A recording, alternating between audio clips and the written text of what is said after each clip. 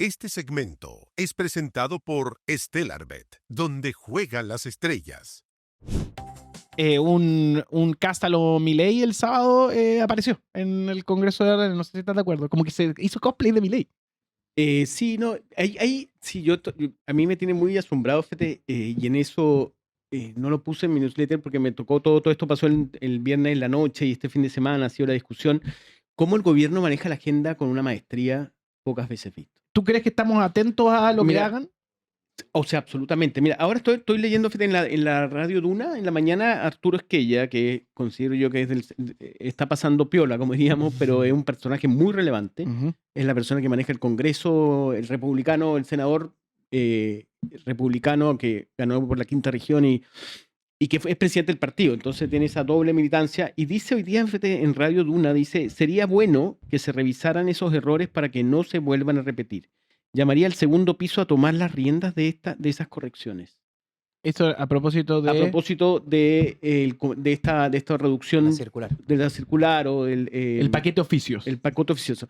Que a mí me pareció muy raro y yo estoy muy metido con quién filtró eso o quién lo filtró. Yo creo que hay una... no hemos parado de hablar de eso y el señor Quirós salió en la tarde muy campante a decirnos que esto eran solo sugerencias, que no se iban a implementar, Pero Matías Mesa que conoce el poder real. Que está apareció en el sábado. Que estaba ahí. Newsletter Poder y el sábado. El sábado. Acá también está Josefa Garrido, que es editora de turno. Te hago la pregunta. ¿Cómo se filtran estas cosas? Es que esto no es propiamente una filtración. Esto es un documento, si bien es un documento interno, pero se envía a todos los ministerios, ¿no? Le llega a muchísimos funcionarios, porque son las directrices con las cuales la repetida repartición, el ministerio y luego cada uno de sus unidades que es responsable de los programas que están en cada ministerio, es la orientación para la construcción de ese presupuesto, cuya discusión comienza, ¿cierto?, el segundo semestre del año. Entonces, no es tan sencillo como que no, si es un papelito que yo mandé nomás, pero no se pase en rollo. No, esa es la orientación que le manda el jefe a sus subordinados, ¿no? Y después eso se discute, ¿cierto?, con el sectorialista de la DIPRES, etcétera. ¿Y quién te aprueba después el presupuesto?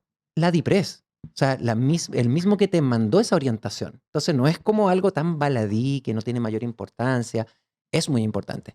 Y no es algo yo lo calificaría como filtración porque eso va con copia a decenas, si no centenas de personas, ¿no? Entonces, es un documento prácticamente público y de hecho, si uno lo pidiera por transparencia, te lo tienen que pasar. Es un documento público. Ahora yo creo que es que ella se equivoca en algo que dice durante la mañana, es creer que van a poder y manejar lo que está pasando en todos los ministerios.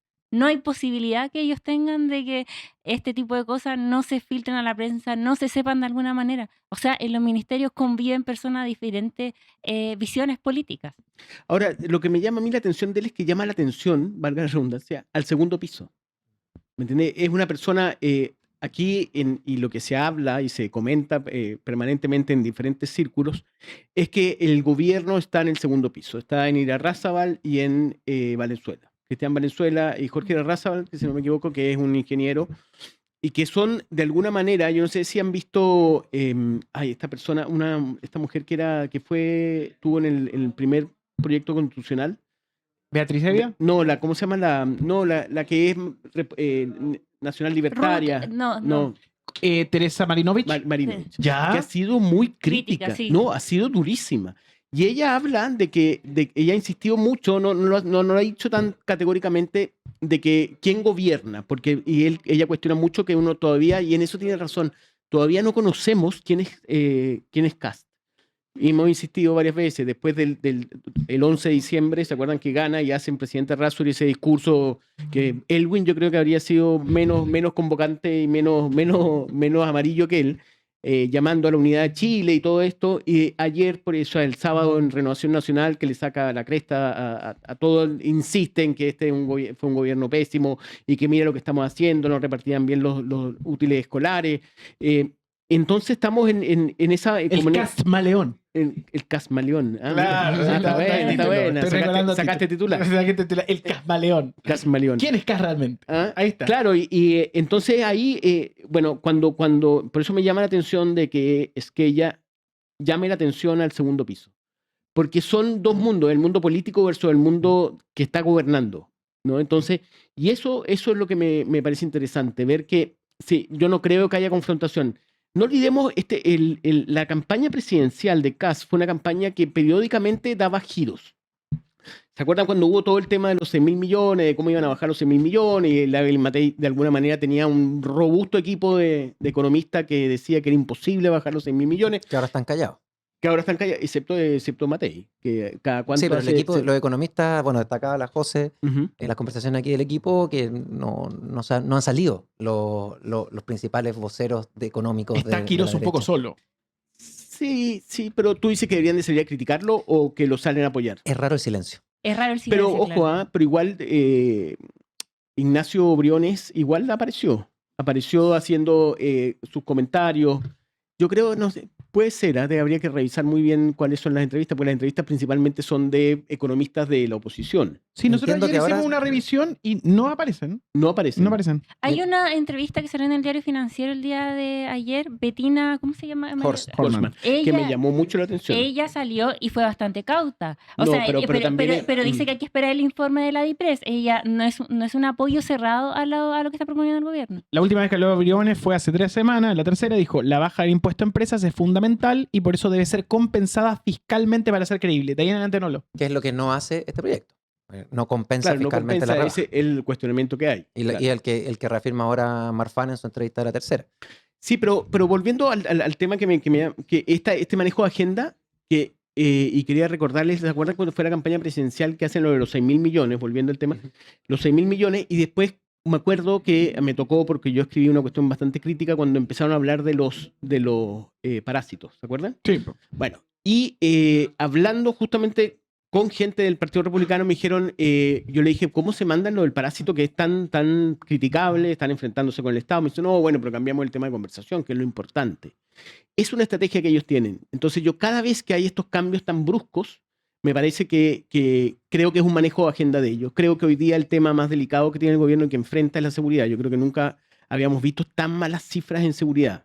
O sea, creo que solo se parecen al primer periodo de Boric, en donde hubo asesinatos de policías muy duros. Y en la semana pasada no es que fuera mala noticia, o sea, de verdad el tema de seguridad a mí me llamó la atención en la portada del Mercurio el día sábados, en donde hacen un listado de todo lo que ocurrió en la semana, que eran puros desastres, empezando, ¿me entiendes?, por 2 secuestros que pedían, ¿cómo se llama?, dinero a cambio, ¿no?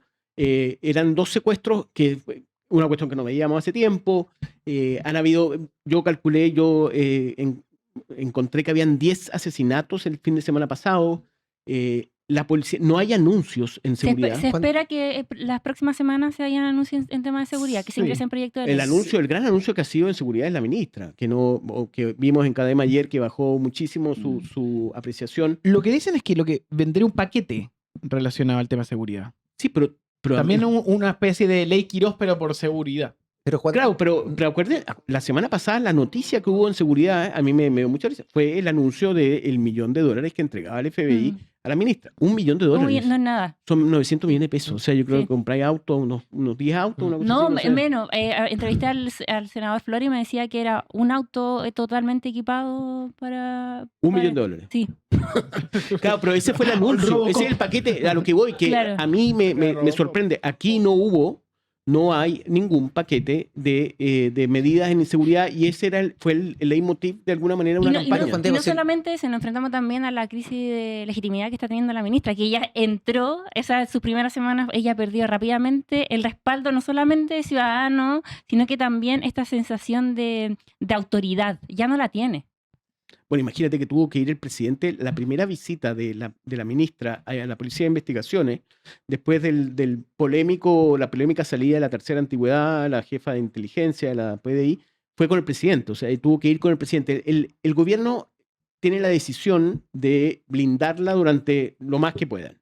De hecho, el $1 millón es un anuncio que hace el canciller Pérez Maquena con la ministra, que tú dices, ¿qué hace la ministra, me entiendes, con el canciller y con el embajador de Estados Unidos? A lo que voy, que yo veo muy desarticulado esa prioridad que tenía el país, ¿no? Que tenía el país, que tenía el gobierno, que tenía la candidatura de Kast. Y eso me llama la atención y creo que de alguna manera no nos estamos quedando en temas que son muy delicados y que son realmente un problema para el gobierno. Pero Juan Diego, yo creo que, a ver, esta idea un poco que está detrás, si te entiendo bien, de que no habría publicidad mala, ¿no? Como se dice en el marketing, ¿no? No hay publicidad mala, si están hablando de ti estás bien. Y yo creo que eso tiene ciertos límites, ¿no? Porque si es que estuviésemos hablando de los errores de la ministra Sedini, por ejemplo, ahí yo te compro, Es ¿no? una torpeza. Claro, que son leceras que en realidad no le afectan a la gente, no importan a nadie más que a los que estamos interesados en política. Pero lo que está pasando acá es que después del MEPCO, porque yo creo que el MEPCO es un momento bisagra de este gobierno, ¿ya? Que es la decisión de traspasar los costos del conflicto internacional al bolsillo de las personas de manera directa, desactivando un mecanismo que lleva 14 años funcionando con relativamente éxito, un poco caro, 180 millones mensuales históricos, 180 millones de dólares mensuales, ha sido su costo histórico en estos 14 años, pero que tiene un efecto directo para las personas, ¿no? Y deciden eso, y eso cambia de inmediato la percepción sobre el gobierno. Entonces, si tu idea es hacer cosas que distraigan la conversación y la lleven a lugares que sean funcionales, porque esa es la idea de controlar la agenda, es llevar los temas de conversación a lugares que sean funcionales a tu estrategia, al desarrollo de tu programa político, ¿no? Y sacarlo de seguridad y llevarlo al bolsillo de las personas, que es donde lo tiene el gobierno, es un contrasentido. Eso no es astucia.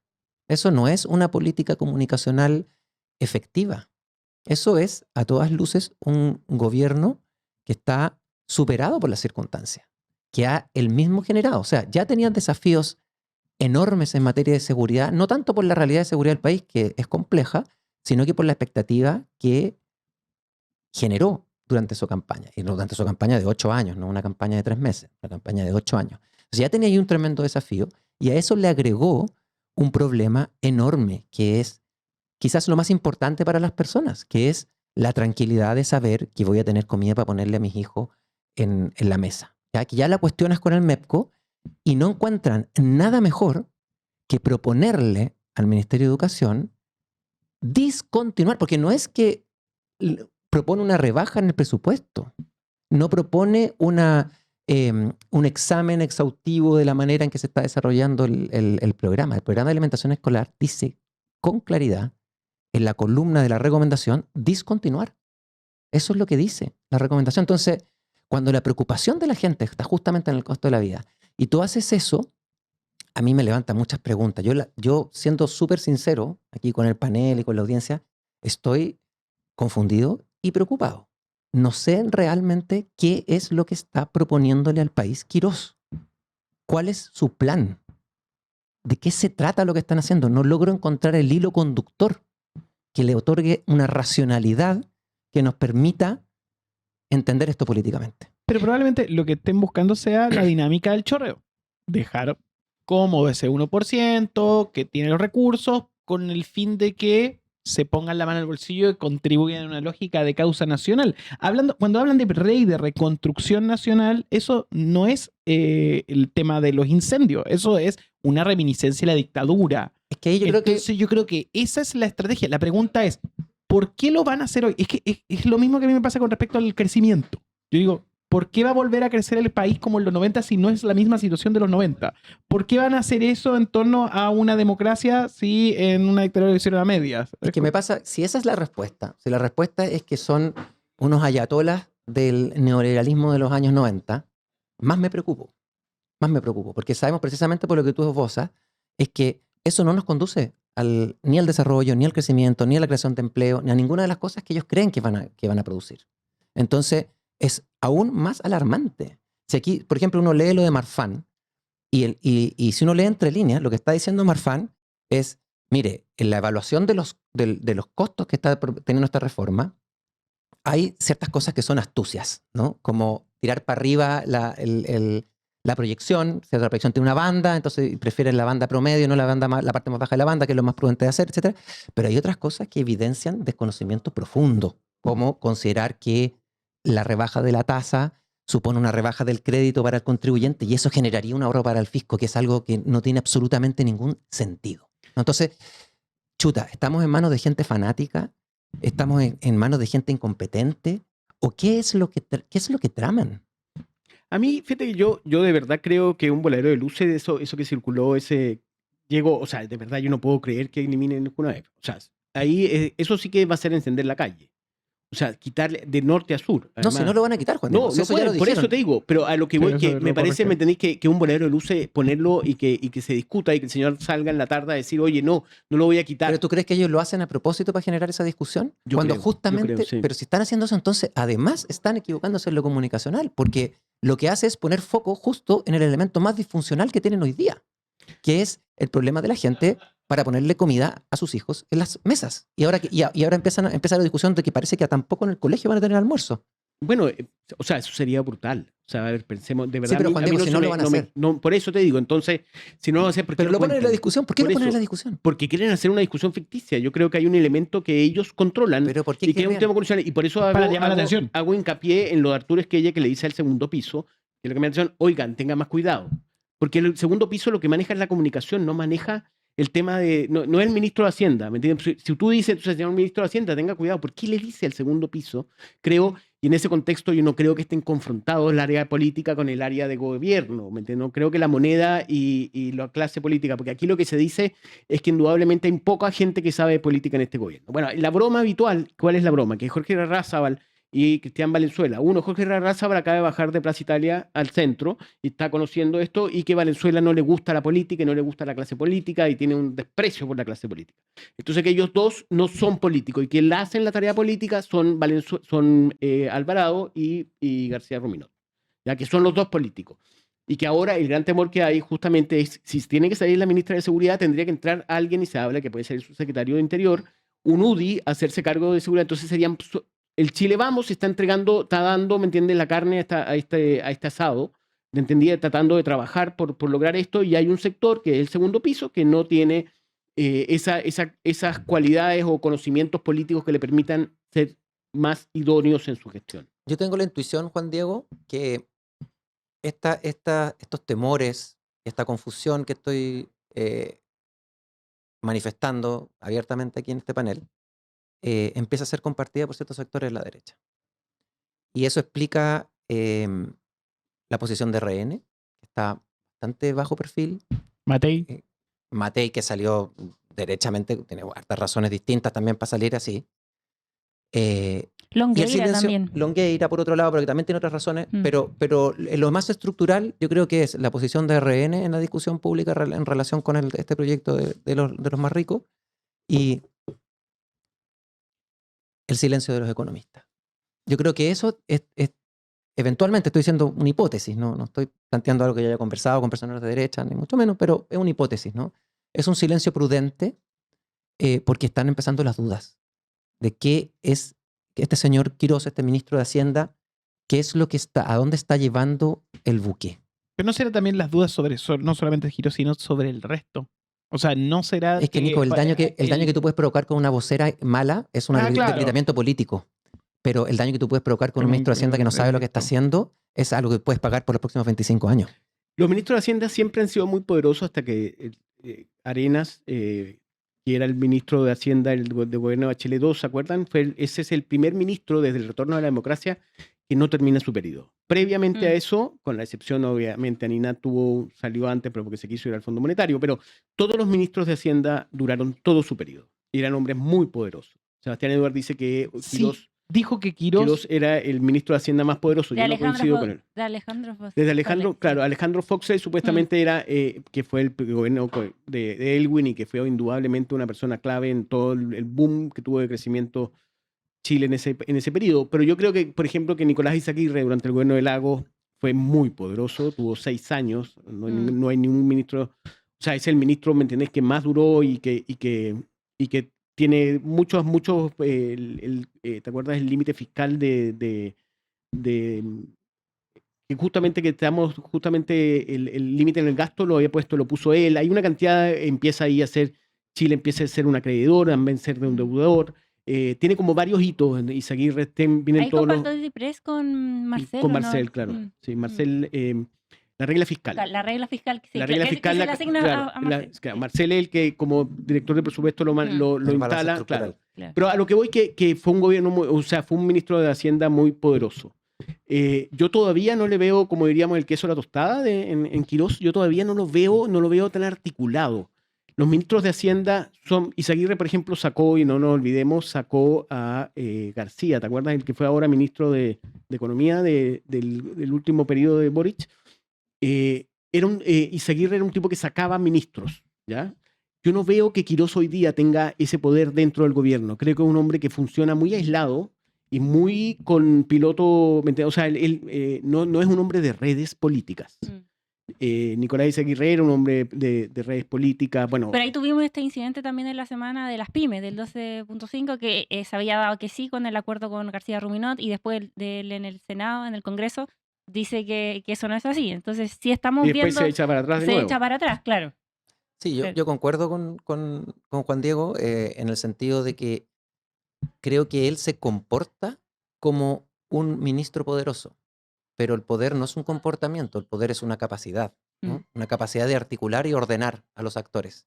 Y me parece que, y eso es precisamente el punto que estoy tratando de echar luz, ¿no? Es como esa capacidad está hoy día en cuestión, ¿no? Y no solamente por los sectores de la oposición, sino que empieza lentamente, es mi intuición, es mi hipótesis, a generar dudas en el propio sector del gobierno, ¿no? Y eso explicaría estos dos silencios estructurales, más allá del caso de Longueira y el caso de Matei, que pueden tener razones de orden personal, ¿cierto?, para salir a golpear. Pero estos otros dos silencios yo creo que son muy elocuentes en ese sentido. Y son evidencia de que esa performática del poder de Quirós no está teniendo correlato en la realidad del poder. Pero no es solamente performática cuando vemos que el presidente Kast lo apoya. O sea, cuando él tiene influencia en el presidente Pero Kast... no sabemos si Kast lo apoya. Yo creo que eso no está claro. Y por eso yo digo que todavía no conocemos a Kast. No sabemos quién es, no sabemos cómo gobierna. Todos sabíamos cómo gobernaba Lago. Y no sabemos Todos sabíamos cómo no gobernaba Frey. Yo empecé mi periodismo político con Frey y me acuerdo que cada vez que se había una decisión, uno decía quién tomó una decisión. Cuando me acuerdo, si Frey tomaba una decisión y todo el mundo no iba a preguntarse por qué Frey tomó una decisión, sino que uno iba a decir quién tomó la decisión. La tomó Pérez Lloma, la tomó Figueroa, la tomó Arregada. ¿Me entiendes? Entonces, y en este caso todavía no conocemos al presidente Kast, no sabemos quién es. O sea, y eso me llama mucho la atención. En la tercera venía un reportaje el fin de semana de cómo se gestó el tema del plan Quirós y justamente ahí se ve toda la influencia que tiene Quirós en el presidente. O sea, cómo él armó este relato y esta idea de que para la reconstrucción que ellos dicen que hay que hacer en el sur, tenía que venir este paquete económico. Es la tesis fundamental de Quirós que Kast le dio todo su apoyo.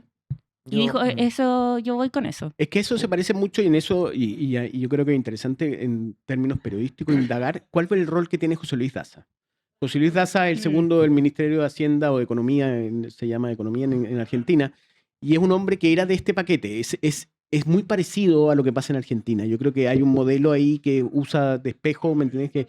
Y que creo intenta hacer algo parecido. Lo que pasa es que indudablemente no tenemos el 211% de inflación que tenía Milei cuando asumió. Entonces, descalificar todo lo que hay y echar pie atrás en cosas claves en ese sentido, revisar programas que son exitosos y que han sido piedra angular de la política chilena como es la Junaep, me parece que se parece más al caso argentino que al caso chileno. Y en ese sentido yo creo que dado que no hay la crisis que hubo en Argentina, va a ser difícil sostener esta sacada de mantel tan brutal. Y ahí hay un punto súper interesante, Juan Diego, que yo creo que hay cierto patrón en algunos sectores de la derecha chilena, de que construyen relatos muy efectivos comunicacionalmente que después terminan comprándose ellos mismos, ¿no? Que son relatos. Como por ejemplo, la idea del estallido social como estallido delictual, ¿cierto? Aquí no hubo malestar social acumulado, aquí hubo una conspiración y que convocó a los delincuentes de las Barras Bravas a hacer un estallido que quemó el metro y que movilizó a millones de personas por el país sin ningún asidero con las sensibilidades reales de la gente que nosotros interpretamos. Y hoy día tú hablas con la gente de derecha, el mundo empresarial, el mundo político, y buena parte, no todos por supuesto, se cree eso. Los mismos que en su momento decían vamos a subir el sueldo a los funcionarios. Exactamente. Eso es muy interesante como fenómeno. Pero Y hoy día creo que estamos viendo una segunda versión de eso mismo, con esta idea de lo que tú decías, de la reconstrucción, de volver al país como estaba, lo recibió Pinochet, ¿cierto? Reconstrucción nacional, etcétera, etcétera.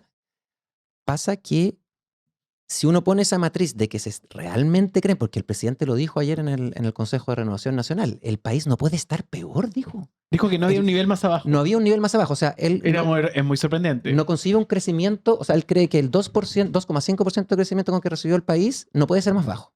Él cree que la inflación cercana al 3% no puede ser más alta. Él cree que la disminución de 20% de la tasa de homicidio en 4 años no puede ser menor. Entonces, pareciera que ellos están creyendo eso. Cuando pero uno ellos mira funcionan mucho a alguien así. que propone que se van a que es razonable revisar el gasto en alimentación de 2 millones de niños. ¿Eso dónde puede ser razonable? Bueno. ¿No? En un país completamente quebrado. Bueno, Bueno, pero así ganaron la elección. Y Claro, le fue muy bien. claro, pero no se trata ahora de ganar una elección. ahora, es Esa interesante- es la gran discusión que hay ahora. Si ellos pueden gobernar como hicieron campaña, en 4 meses, gobernar 4 años. hay un factor sobre eso que es que Cadem presenta una pregunta que es muy de este relato para ir redondeando. Dice, ¿cómo le irá a Chile? Pensando en Chile, ¿usted cree que todo va a estar bien? Que es el mantra de Kast. Y además de todas las polarizaciones que se pueden presentar, como vemos en pantalla, el 18 al 34% es el índice más bajo de sí, con 29%. 18 a edad. 34 años de De edad. edad. El estrato socioeconómico alto está más bajo en esa sensación que el estrato socioeconómico medio, pero por un punto de diferencia. Es muy 50-50. La mayoría de la gente, claro, lo que te decía, la izquierda piensa el 86% que no, la derecha piensa que sí, pero el dato importante es que las mujeres creen que no va a estar bien en un 58%. Entonces, Y son, por lo general, son las más racionales y más certeras en su La análisis. que lleva la cuenta en la casa. Claro. eso. ¿Algún otro apunte más, profesor? Leímos su newsletter como cada sábado en Poder. Sí, no, yo destaqué principalmente, bueno, para mí el tema de la delincuencia me parece que es una gran incógnita de cómo no han hecho nada y cómo no hay nada. Y yo creo que hoy día, con el Día de los Carabineros, es un momento en donde deberían de sacar una cartita bajo la manga. Me impresiona la pelea por Codelco, o sea, yo creo que ahí está bastante desmedrado, o sea, bastante desatada la pelea, nuevamente diciendo que todo fue un error.